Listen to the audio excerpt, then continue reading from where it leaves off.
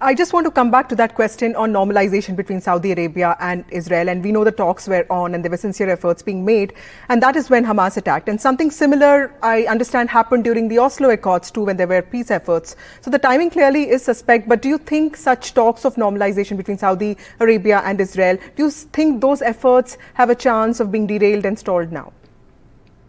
So I think once the leadership in Saudi Arabia, and specifically the Crown Prince Mohammed bin Salman, made a strategic decision to normalize its relationship with Israel, then that ship has sailed.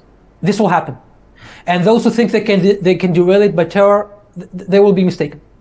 Because once it's a strategic interest of Israel and a strategic interest of Saudi Arabia, and of course, a strategic interest of the United States of America that is brokering this negotiation and managing it. Once all of those parties understand that this is what they need for their prosperity and for the prosperity of the region, it will happen. Right. And the bad guys can't take this away from us. They can derail it, they can delay it, and unfortunately, I believe that they were successful. I hope I'm wrong and that we will be able to do this again. But you touched upon another issue.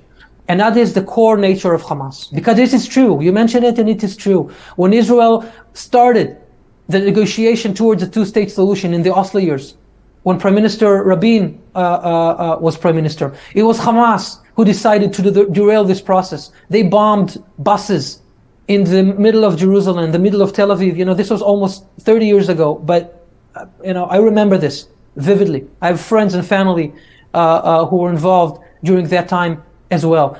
There will all be those people who try to derail this. By the way, that round of terrorists, of course, put a political backlash in Israel against the two-state solution, because people said, how can we reason with these people? How can we make a peace agreement with them when they bomb our kids in the streets? This ended up with the assassination of Prime Minister Rabin. Right. Many things have changed during that. This is what Hamas does, and unfortunately, they've done it again. Right. I have to say, I was hoping there were more reason in Palestinian leadership. I was hoping there was more reason in their understanding that it's about time, after decades of conflict, to start taking care of their own people.